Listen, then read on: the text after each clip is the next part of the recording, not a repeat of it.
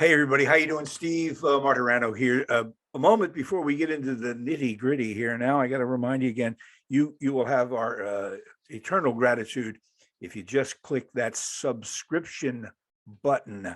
We need your support in that fashion. Hit the button, subscribe.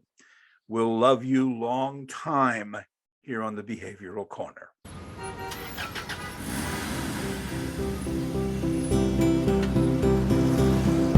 Hi and welcome. I'm Steve Martirano, and this is the Behavioral Corner.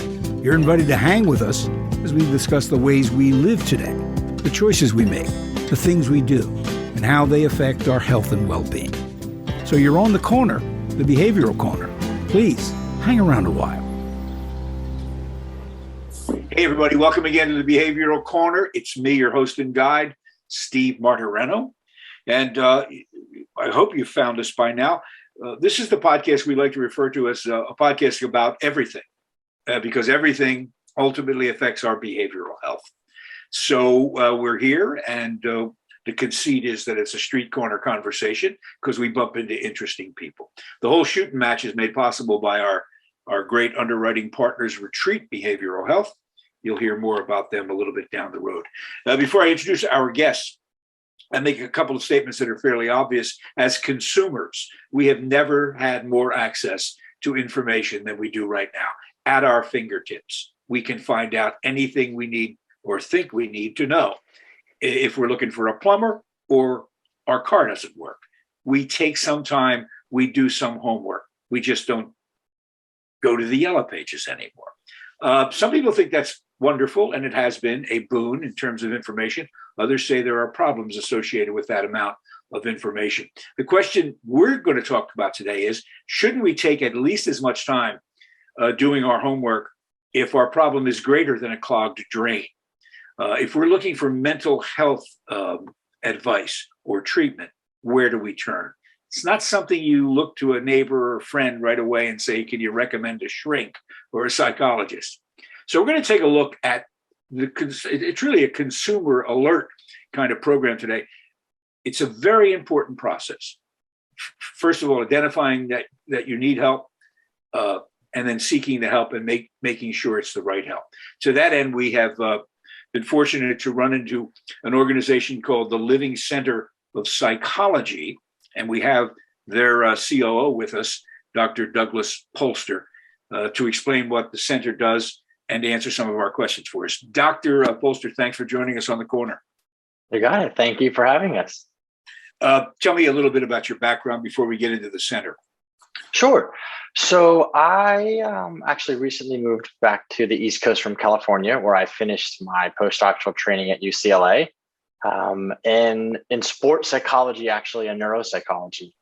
And then from there, partnered up with Dr. Alex Alvarado, who started the Thriving Center of Psychology a few years back, and started small with the company and then gradually grew and have taken over some of the internal operations with the kind of pursuit of being able to help more people than I used to be able to help just one-on-one in an hour.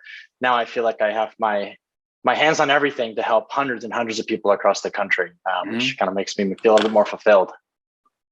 So was I correct in characterizing what we're going to talk about today and the center's work in the broadest terms as a consumer resource? 110%. 110%. I think everything you described when it comes to how to use the internet, right, to find things and to help you, therapy, psychology, mental health, all those things, it can be so helpful for, but it can also be incredibly overwhelming and confusing. So hopefully we can clear some of that up.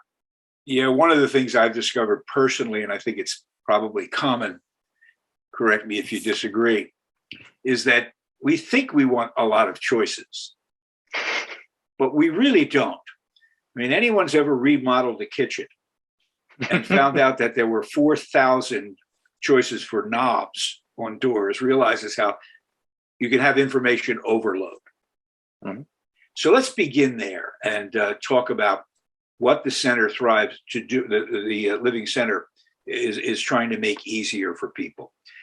Most people know or have some sense that they're having a mental health issue. If they don't know it, others will tell them. You need some help. How does someone make an informed judgment as to what kind of help they need? Do you know what I mean? Do you feel that too many people self-diagnose by attending the University of Google and decide, well, I must be bipolar or I must be manic depressive? How does that process begin? So I think if people Google their symptoms, similar to physical symptoms, right? You start with a paper cut and you end with, stage 4 cancer, right? And that's sort of how internet diagnostics. You've met my wife. Yeah. Yes. Oh yeah. Yes. So I think mental health wise, that also occurs. But I think also the opposite occurs. People don't really even know what to begin to address when it comes to mental health, and they might be a little bit more frightened of the result, and so they don't Google, and they may hold back a bit more. And then the opposite side is if they do, they end up right all the way down this rabbit hole of I have the most serious mental illness known to mankind. And so yeah, the information that's out there can be overwhelming. It can be misleading, and if you think you have a PhD in Googling, you may. But that doesn't mean you have a PhD in psychology and actually know what it means. First thing you got to know about the internet, and we're finding this out, it is the home. It is ground zero for confirmation bias. You can find anything that'll agree with anything you can conjure up. So when someone is, and I've told people this in the past, if they're thinking of getting help, whether it's for substance abuse disorders or mental health issues, that first contact is critical, because that's the point at which a professional is going to be able to say, well, judge, based upon this interview and what we want to treat here is X, Y, or Z. So get us to that first moment when someone makes that initial contact. What happens there? Well, I think I like to use an analogy for something that people hopefully not many people have had too much experience in, but the legal realm, right? Somebody might know that they need legal assistance, right? But they don't necessarily know what type of law, which kind of lawyer, which company is reputable. So they go on the internet, right? And many times they get burned. So I think psychology is very similar in that somebody may have a gut instinct or a feeling that something's not quite right. Maybe someone's telling them, their friends, their family, but they don't really know where to begin and what questions to even ask. So what we've tried to design is like a very, I call it client forward, client centered approach from start to finish. So, from our website to our office staff that fields the calls to our therapists, we try to make sure that throughout that whole process, we're educational in nature so that clients get the best chance of finding the right therapist. Because we know that first point of contact, especially if it's their first time looking for therapy, is so vital and so important. Similarly to law, when you first talk to that lawyer, if you don't know what you're talking about or they're kind of a jerk, right, you get really turned off and you don't want to keep looking, and then you may suffer, in this case, legally, right? Same thing with psychologically. If we find a bad experience early on, it can really turn us off. And when we were trying to be preventative in nature, now all of a sudden we delay care, delay looking, and end up in a worse place. Yeah.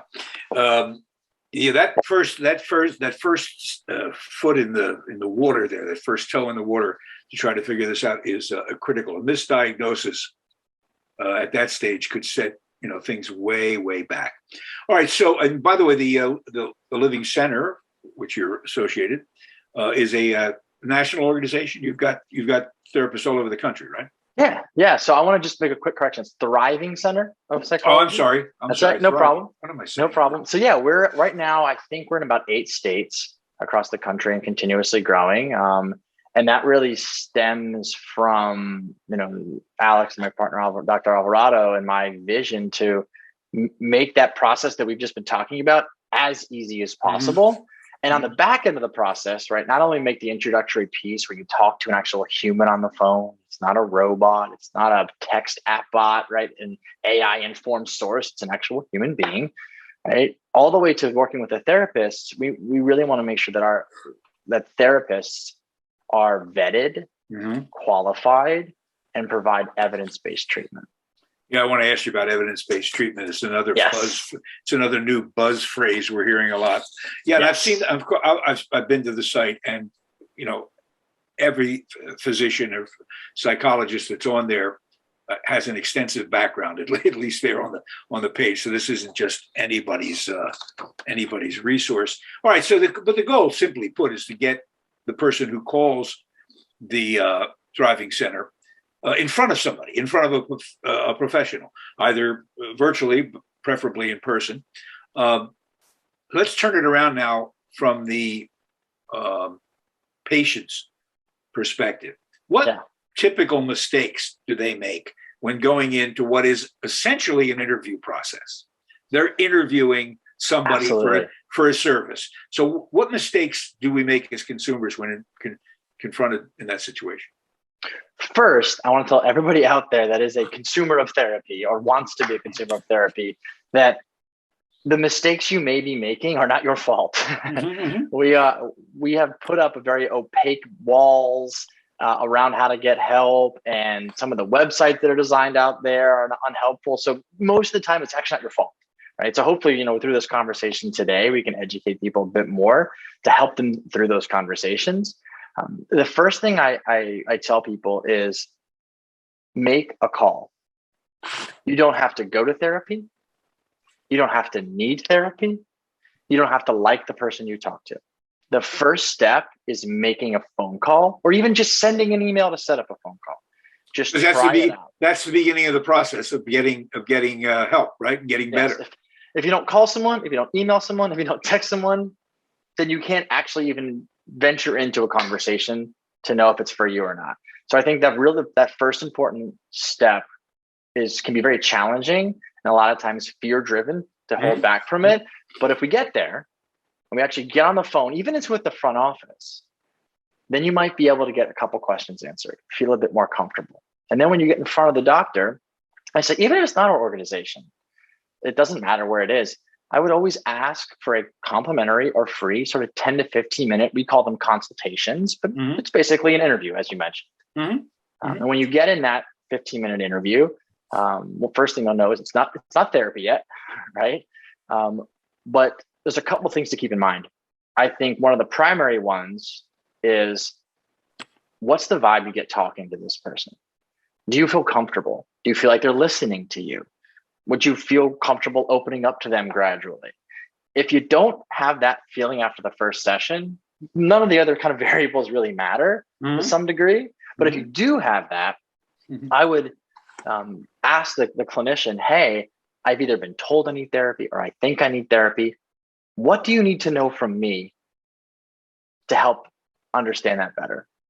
Because most people who call therapists don't really know what's wrong or why they're there. They have this semblance of something's not right, or I'm having trouble in a relationship or work, but they don't really know how to talk to the therapist about it. I say, let the therapist do their job. Yeah, or they may err on the other side and arrive with a self-diagnosis. My friends tell me I'm bipolar. How can you help me? Right? Yes. But you must be a great believer in first impressions. What is your personal experience with first impressions and your professional experience as a psychologist? Can we strike a valid rapport in 15 minutes?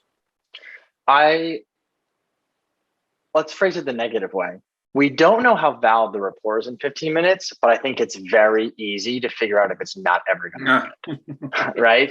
You know, when you meet somebody and you're like, they could be nice, I'll see them again. Or you're like, wow, we really hit it off. That's great for therapy. If you're like, I don't ever want to see this person again, there's just this vibe I get, and that's probably a good sign that maybe you need to do another consultation call with another therapist and kind of see how it feels. Yeah, it's true. The simpatico can grow, but it's hard to get past that. I don't think I like this character. So with regard to men and women, do you suggest that do you just let them tell you whether they want to see women and men see men? How does that work? So one of the cool things that we have on our website is called our therapist matchmaker. And it's like a 2 to 3 minute survey where you get to put in what's important to you. One of those questions is, what do you have a sort of gender specific person that you feel comfortable with? Someone who's non-binary, someone who's male, someone who's female. Do you prefer someone who's goal oriented or more sort of holistic natured? And so we take all those questions into account when we try to find a therapist for you. The research doesn't show too much that it matters. So it's very individualized and specific, right? If you're going through a relationship problem, for example, and you're female and you're in a female male relationship, part of you may feel more comfortable with a female, but you may feel very uncomfortable with a female. You want almost a male perspective, even though allegedly, right, we're all unbiased and don't have that. But that doesn't mean you're not going to, as the client, view it through some sort of bias lens. Yeah. When you say the research suggests it doesn't make any difference, you mean in terms of outcomes? Yeah. So there are the main thing that the research shows is the most important is what we call the therapeutic relationship of the fit. That's almost accounts for 40-50% of the outcome measures. After that, there are other specific things that sort of dependent on age and demographics will change a bit, but the fit is really important. Sometimes, depending on the individual, gender is part of the fit. Sometimes spirituality is part of the fit. Right? Sometimes ethnicity is part of the fit. And so we want to make sure, like in our company, at least, I know a lot of even individual private practitioners. I think it's really important that the clients assess the fit on their side as well, because obviously most psychologists are trained to make sure that they are meeting the clients where they're at, regardless of all those variables. But that doesn't mean that the client themselves is going to feel comfortable speaking with somebody who's not quite as within what they believe to be somebody who they would want to communicate with.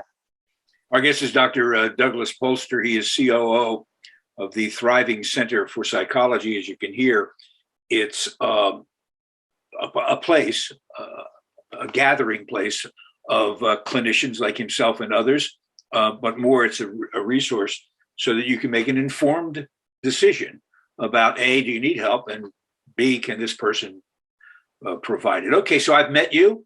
We've hit it off.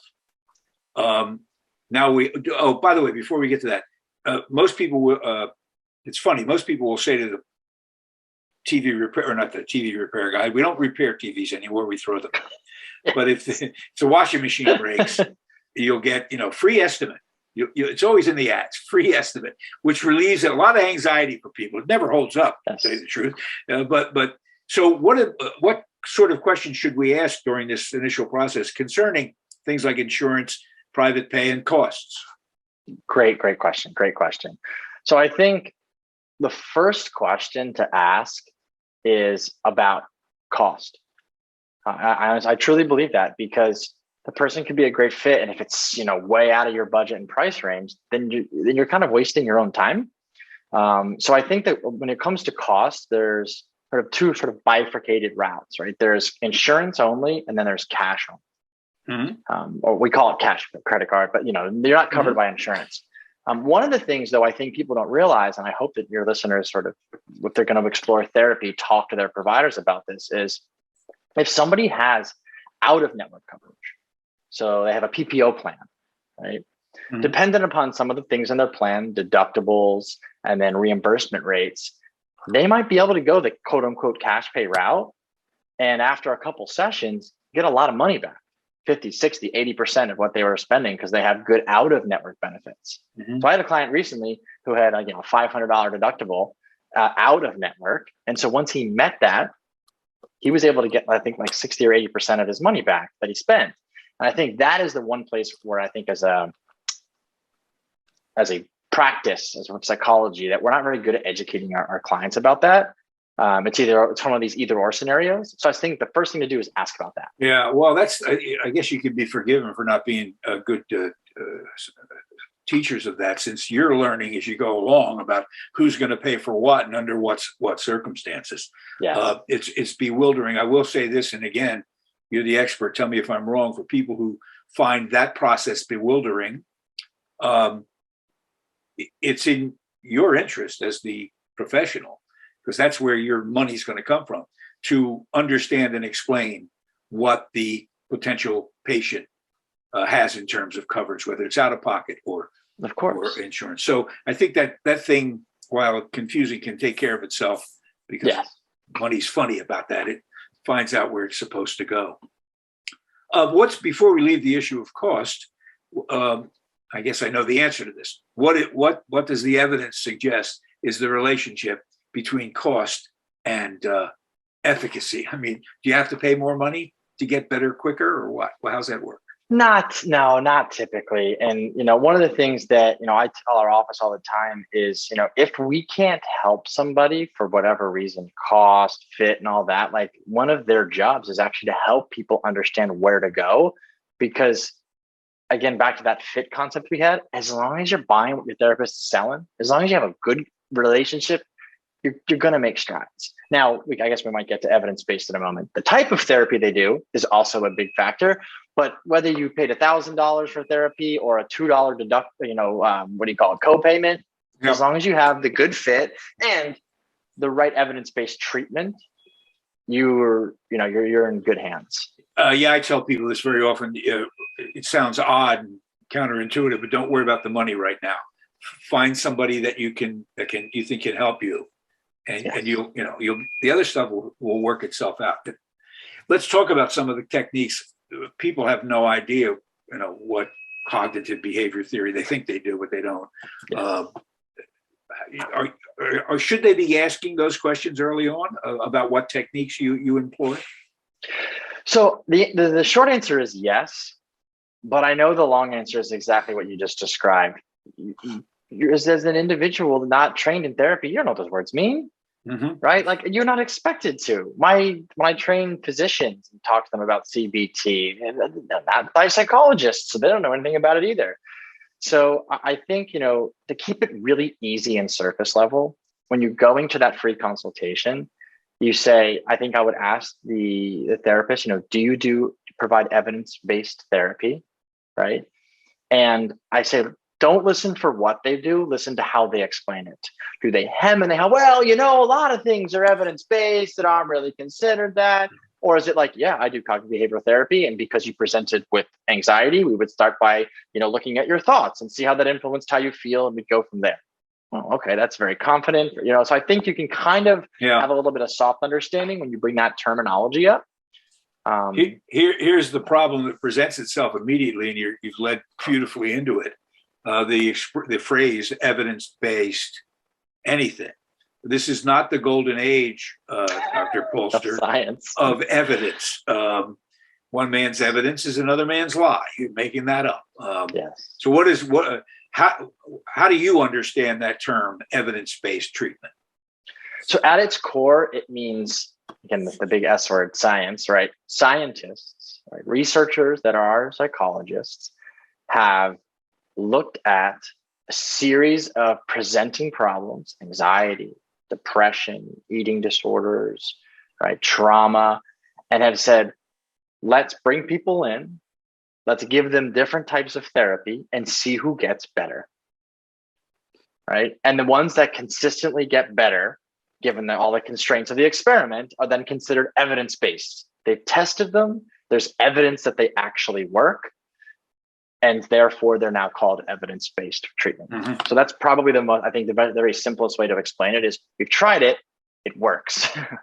Exactly. Is there a way for a person to do any further research behind that? If you say your techniques are evidence-based, besides Yelp, is there some place they can find out whether that's true or not? So I would say start with scheduling a consultation before you dive into the bowels of the internet. Get something on the books, right?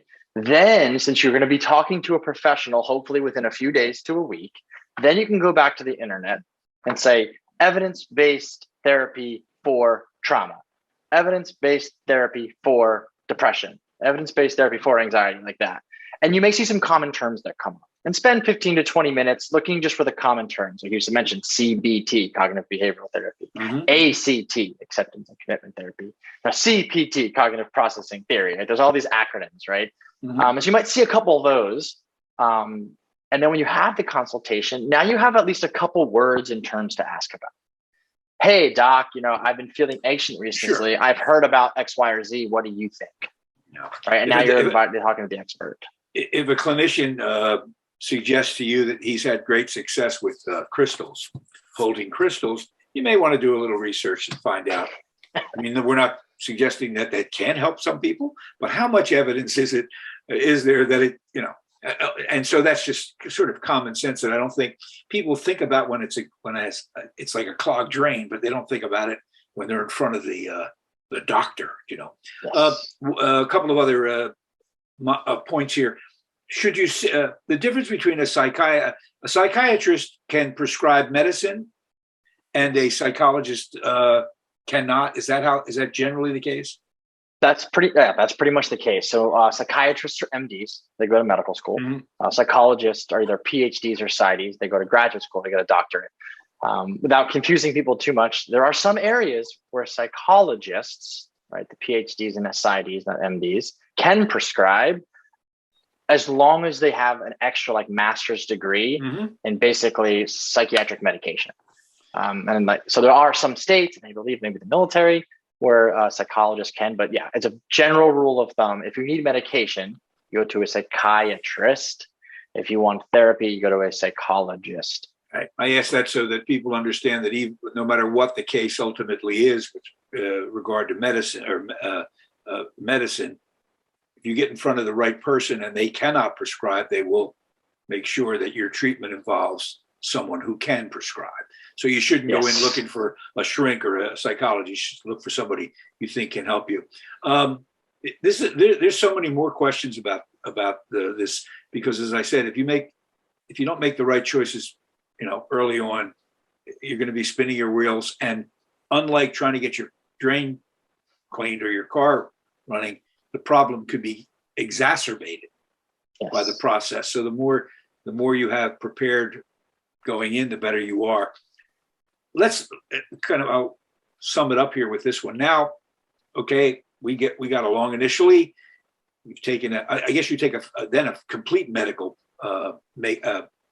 workup of the person. You get all that straightened out. I'm a session or two into our relationship. Mm-hmm. How long do I give it before I decide whether I like it or not? I mean, whether it's working or not. And Gotcha. what happens if I want to change people? Gotcha. I think there's a couple separate questions in there. Mm-hmm. So let's start with first the last question you asked. How do I know if this is going to work for me, a good fit? I like this person, or I need to try somebody else, right? Mm-hmm. I kind of describe starting therapy like getting a new pair of shoes. Like they might feel okay when they get them on, or maybe they don't, but you're like, oh, they'll break in, they'll be good, right? And after, maybe 2 to 3 weeks, you're like, man, these just aren't fitting my foot. I'm still getting blisters. I got to get a new pair of shoes, right? So I think therapists are kind of similar to shoes in that case, where first of all, they're not always going to be comfortable the first time you go in. They may take a little while to get more comfortable, but I would say at minimum 3 sessions, maybe maximum 5 to 6, depending on how many blisters you're getting, to follow the footwear analogy, would be plenty to figure out if you needed to work with somebody else. So that's more of the fit side. When it comes to improvement, people ask me this all the time. How long is it going to take for me to get better? And it's such a difficult question for therapists to answer off the bat, because they don't actually know the depth of any of the challenges you're having after a session or two. So I usually say, walk into that environment, that therapeutic environment, saying, I'm going to commit 6 weeks to this. 6 sessions. I'm going to commit to that in my mind mentally. And then with your therapist, as you get through session 4 or 5, you sit back and you say like, hey doc, how do you think progress is going? And what do you think is going to be happening from this far out? Because usually the therapist by session 4 or 5 at least has a really good idea of, is this something that's maybe relatively superficial, something in the environment's not quite right now, and we only need maybe a couple more weeks of skill building and development to get going, rocking and roll. Or it may have started that way, but by session 4 or 5, we realize, wow, this has actually been a pretty long lasting challenge. It's just another recent spike that brought you in. But as we go backwards, this is more significant. So we're going to have to do some heavy lifting here. Mm-hmm. And at the end of the day, though, I tell even my clients when they come into me, I said, you're the boss. If it gets to 6 weeks and you're like, I don't want to go down those rabbit holes, I'm not going to force you. I might educate you on why that's important to do so. But if you don't want to go down there yet, and you're not ready, that's fine. We'll stay on the surface until you're ready. Yeah, too many people think their obligation is to the clinician and not to themselves. And so they're a little hesitant to say you're fired, which is in effect what they're saying. Yes. And just this, and I want to get your feelings on it. Do as a whole, do people with these sort of mood or mental health issues have to understand that what we're talking about very often is not a cure, but a process. And the process is about making your life better and not necessarily curing something as though it were an organic disease. Yes. The first thing I say to any of my clients when they walk in the door, if they say, I want to get rid of my anxiety, get rid of my depression, the first thing I say is we need to completely reorient our goals. Because if you look in what's called like the DSM, right, the Manual of Disorders for Psychologists, right? If you look in that book, close to 100% of the disorders, if not all of them, are normal feelings and behaviors. It's only when they begin to negatively impact your life that we call them abnormal. So if you read, general anxiety disorder and you go through the symptoms, you're like, why do that? Why do that? Why do that? Why do that? Why do that? Does that completely mess up your life and make you unable to really work successfully, have a relationship, whatever? Well, no. Okay, then you're normal. Everything's fine. Right. If it's messing up your life, you're not abnormal. You just have a little bit of extra, and we need to turn the volume down on it. So if you have, I call it isms, right? If you have an ism to be anxious or an ism to sort of overanalyze and negatively think, right? You're probably not always debilitated by that. But when the rest of the world around you gets a little bit stressful, your ism gets turned up, and then you turn more into like anxiety that's problematic or depression's problematic. So therapy is really about finding the healthy parts of anxiety, like the part of your anxiety that says, wow, if I don't get this done, then I might lose my job. So then you do it. That's healthy anxiety. If it's, I'm not going to get this done or I lose my job, so I'm going to hide in my bedroom for 3 days and not come out and do it. Well, that's unhelpful anxiety, right? So the therapy is about finding the middle ground. Just because you're anxious doesn't mean you have a problem. It may just mean you're plugged into an anxious situation. This is terrific. And thank you for your time. For people who want more information on the Thriving Center for Psychology, they have a wonderfully put together website. I guess that's thrivingcenterofpsychology.com. Yeah, or thrivingcenterofpsych.com. Yes. Website. Do you have it? I should have this written down. What is your 800 number? So we have, if you go on our website, depending on what state you're in, it'll be a different number because we're all licensed by different states. So start on the website, navigate. You can see all of our providers. You can take our 3-minute matchmaker quiz. And if you don't want to do any of that, you can just call one of the locations where your state is, and our office staff is, absolutely incredible. It's a well put together site, and I can recommend it as that place to start. Dr. Doug Polster from the center. Thanks so much. We appreciate your time, and maybe have you back at some point. Sounds good. Appreciate chatting. All right. Thank you guys as well. Don't forget, the deal. You like us here, you like us there, you follow us everywhere. It's the Behavioral Corner, and we're always hanging. And hope you'll make us a stop on your podcasting day. Take care. See you next time. Retreat Behavioral Health has proudly been serving the community for over 10 years. Here at Retreat, we believe in the power of connection and quality care. We offer comprehensive, holistic, and compassionate treatment from industry-leading experts. Call 855-802-6600 or visit us at www.retreatbehavioralhealth.com to begin your journey today.